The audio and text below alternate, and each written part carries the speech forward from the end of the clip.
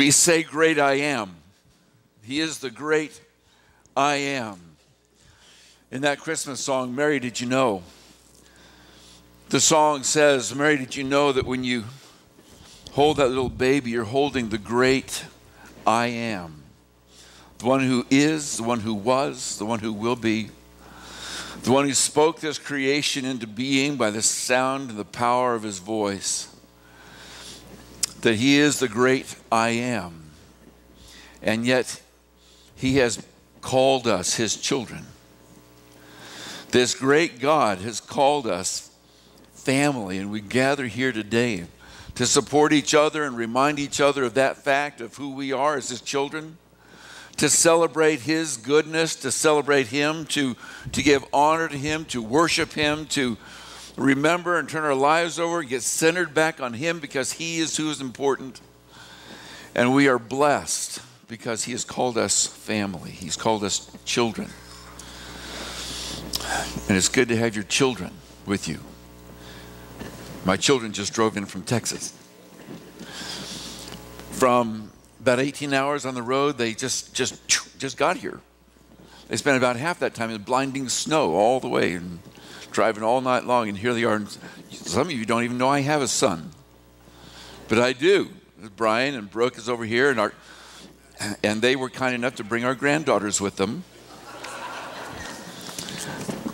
Brody and Breland, they went back to class, but they've been on the road for 18 hours, so when you see them this morning, cut them a little slack.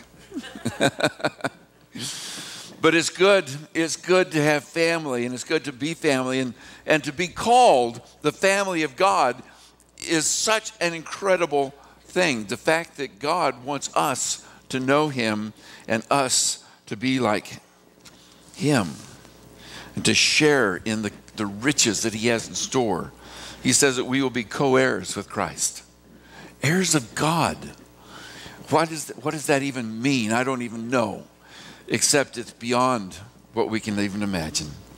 Good things. We talked last week about the big religious word called incarnation. And you remember what that means. It means becoming flesh. The fact that God, who exists as spirit, became flesh. He took on flesh and blood and he walked among us. And he experienced life as we experience it. And it's something that,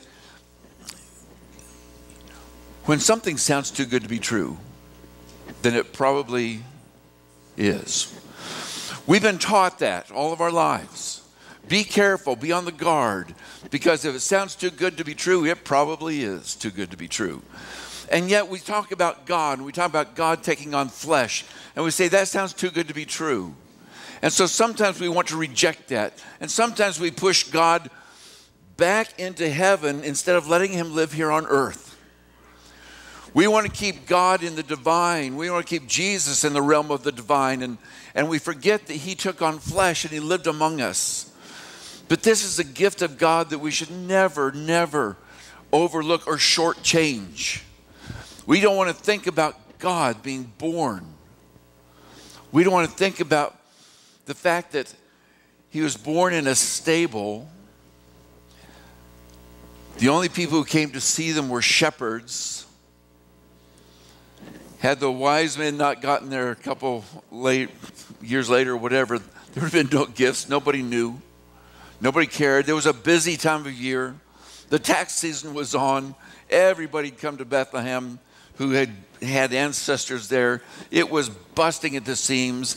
People were too busy to think about some young Judean couple, Galilean couple from Nazareth, who had a baby back in some barn.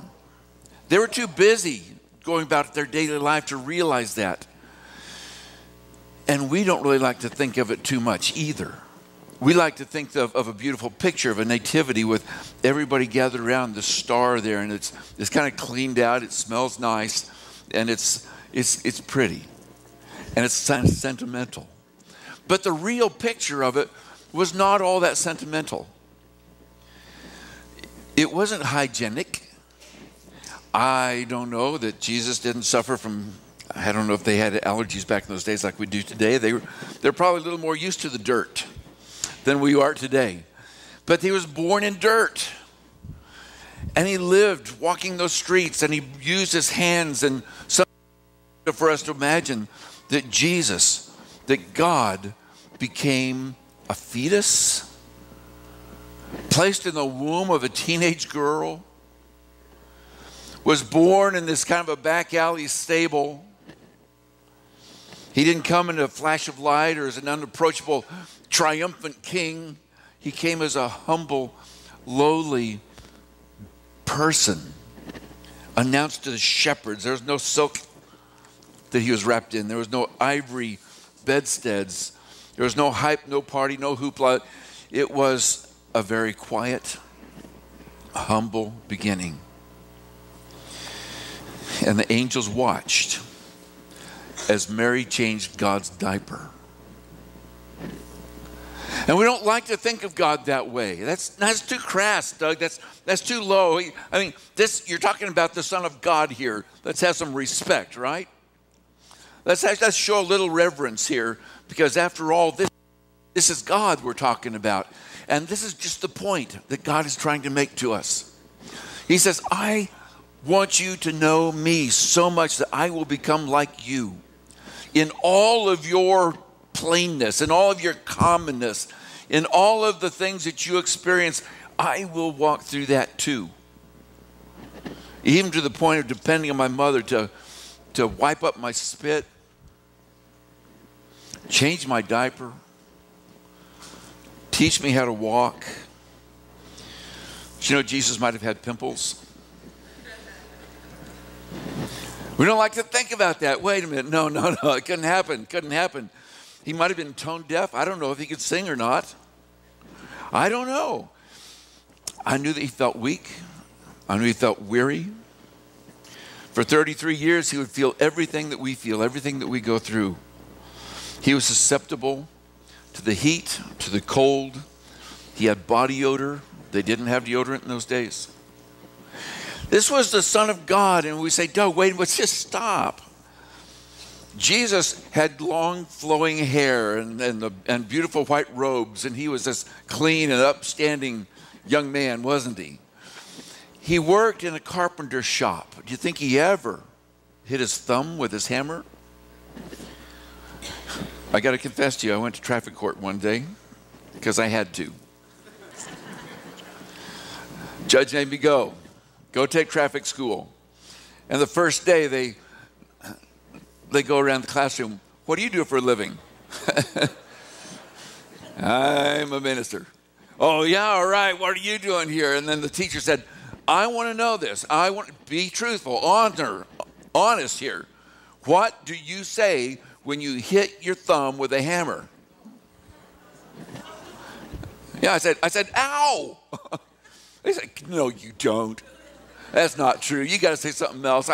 And I was being honest. I just didn't think of those things anymore like I used to. But Jesus, you think he ever hit his thumb with a hammer? You think he ever couldn't find his favorite tool? You think he went through the things that we experience? And it's something that's important for us to remember, because when we keep him only in the realm of the divine, we lose that touch with him that God meant us to have. Let's don't put him only in a sense of the divine. Jesus, God sacrificed himself to come to this earth in the form of a man. And so let's listen to him. That when he says, love your neighbor, understand that he's the same guy who in just a little while his neighbors are going to nail him to a cross.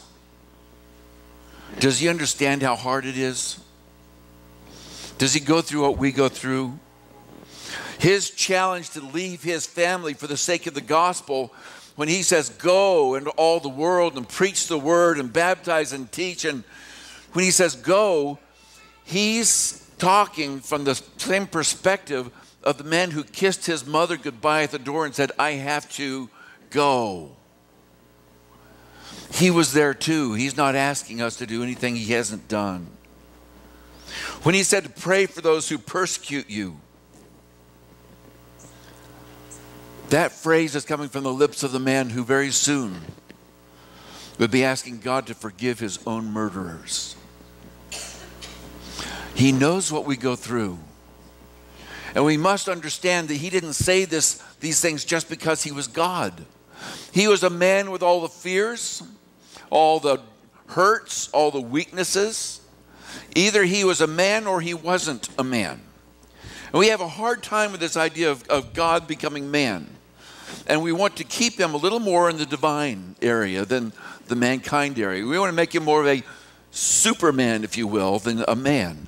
Because how could God experience the things I go through?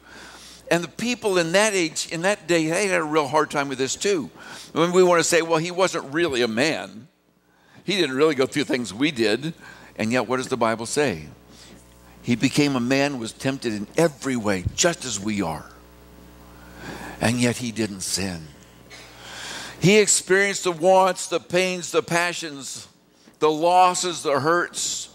When people talked about him, he wasn't immune to the hurt that we go through. He experienced the same things that we experience.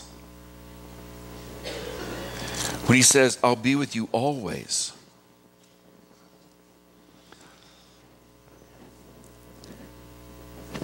Those are the words of a God who in one instant did the impossible to make it all possible for you and me. That he left heaven and he came to earth and he lived as a man so that we could live with him. Landon Saunders. Some of you may remember Landon Saunders.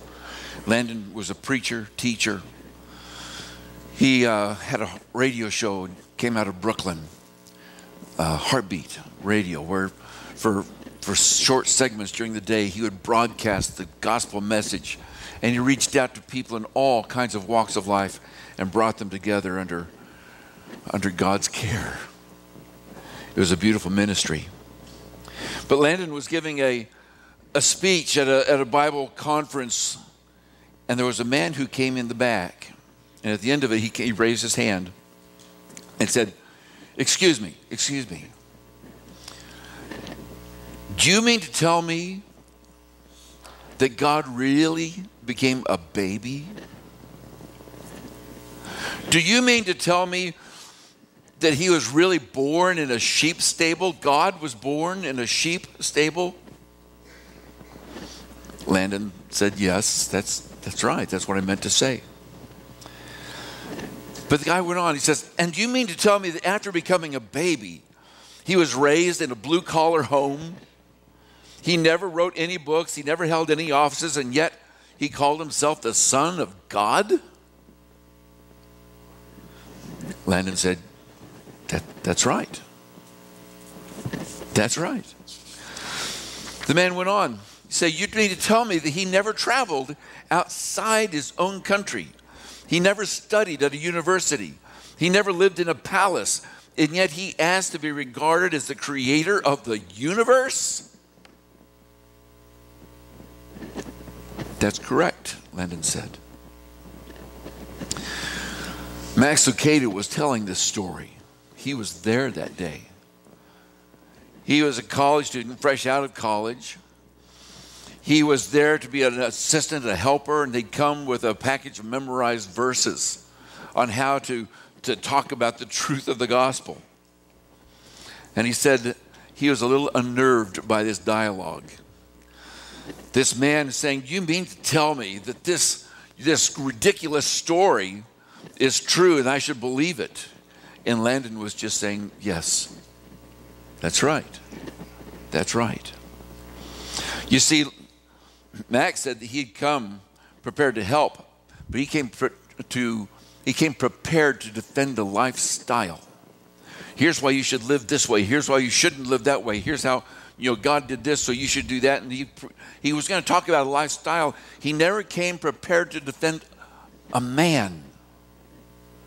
Not only a man, but a God who became a man. That crazy story.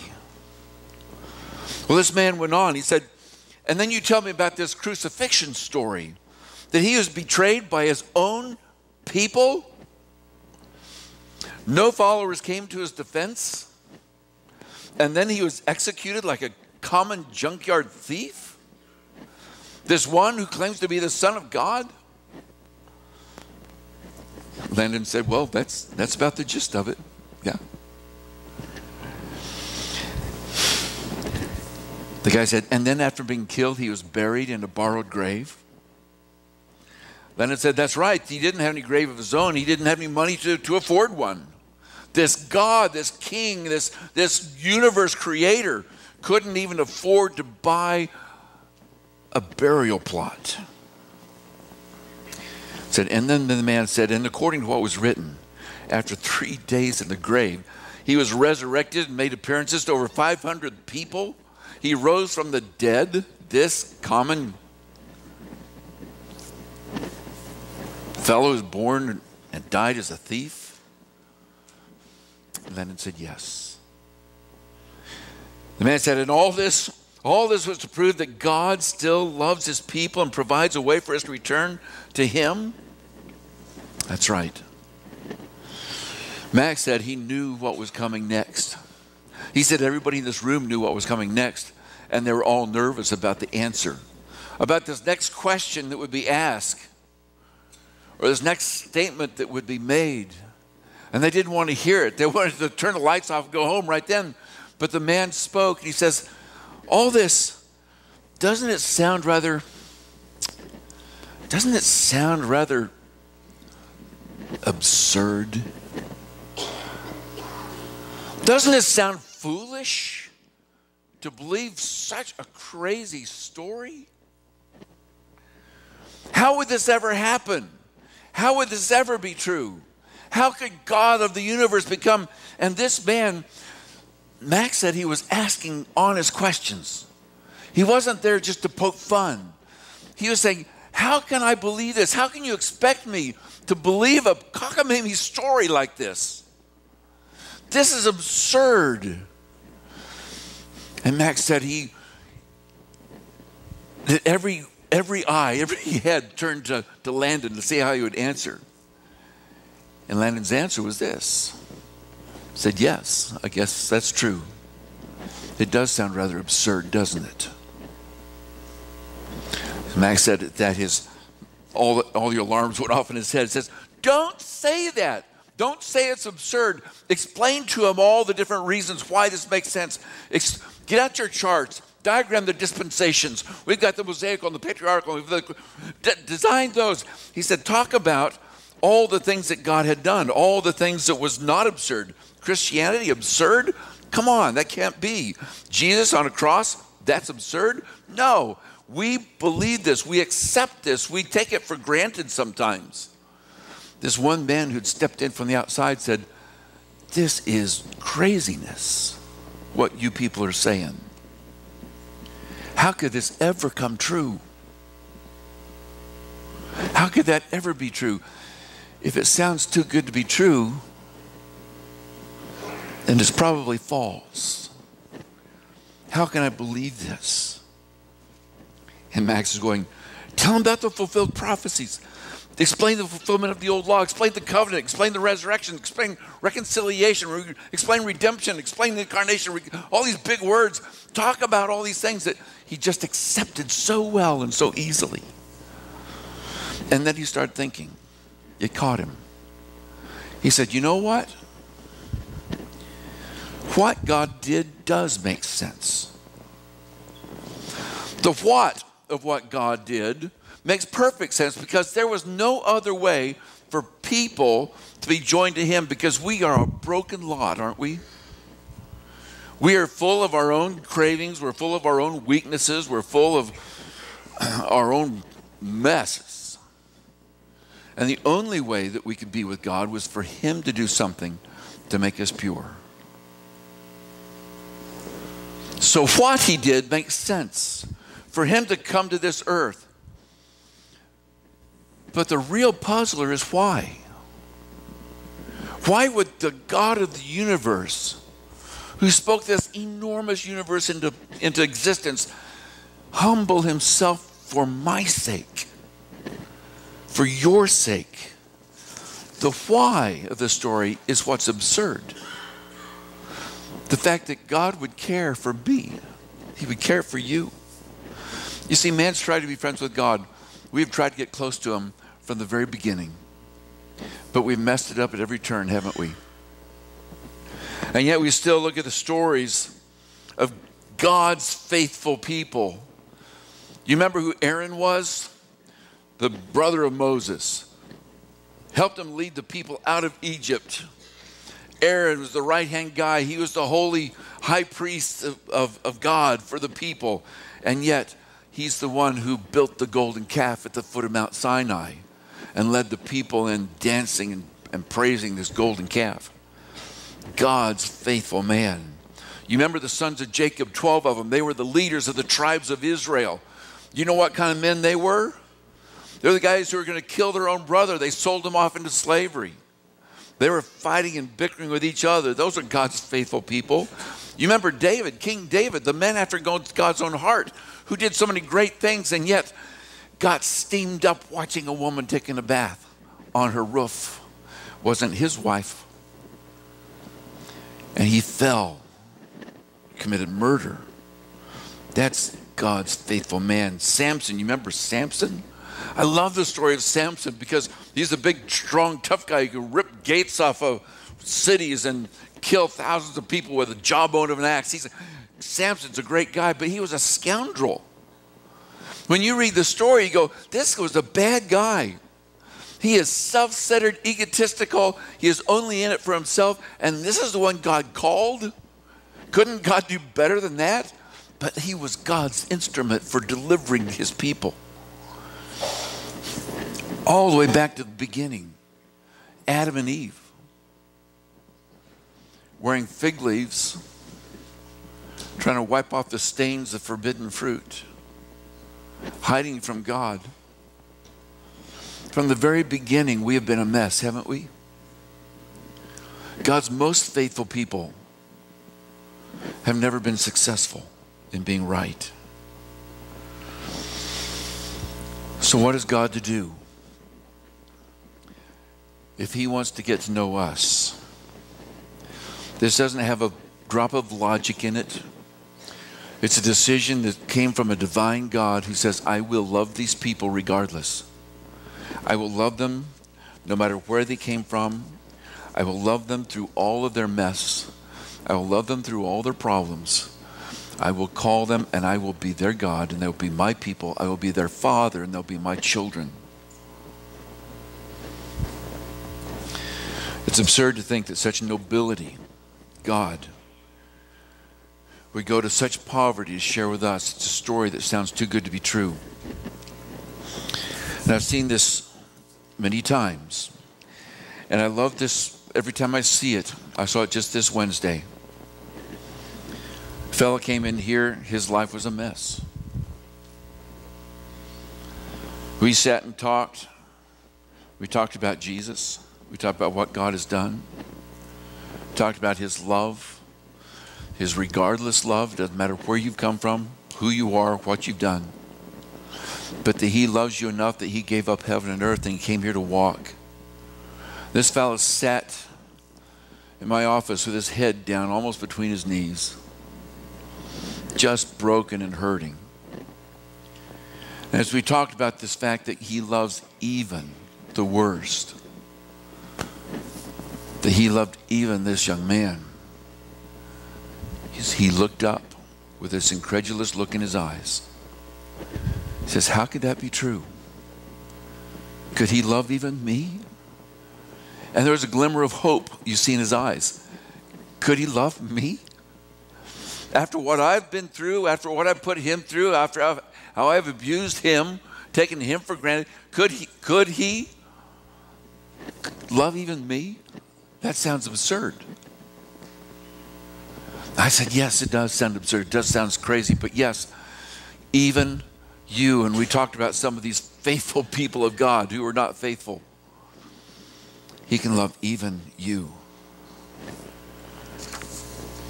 That young man said, I want to be a part of that, and he was baptized. That was Michael Steele.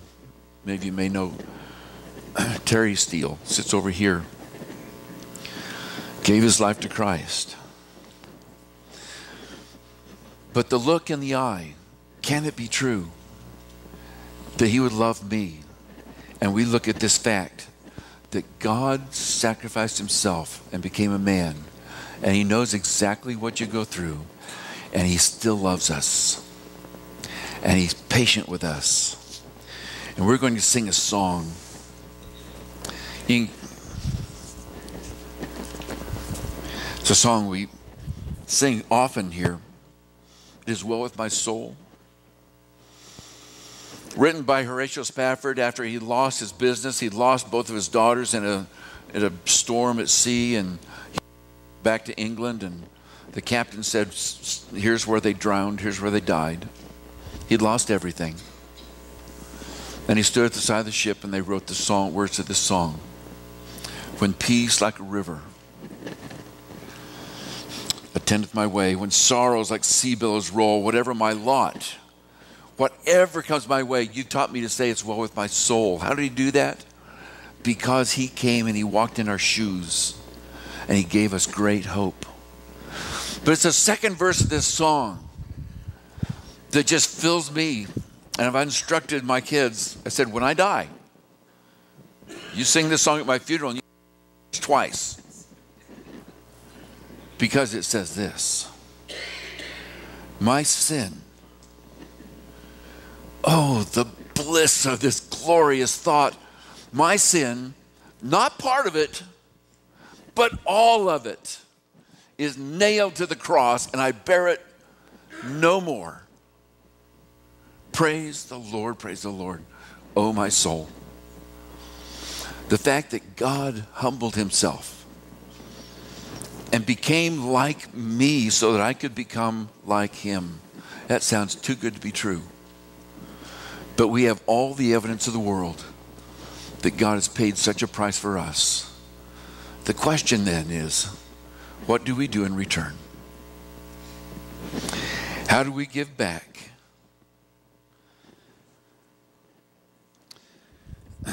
It said the fact that the only thing that's more absurd than the story of God becoming a man is our stubborn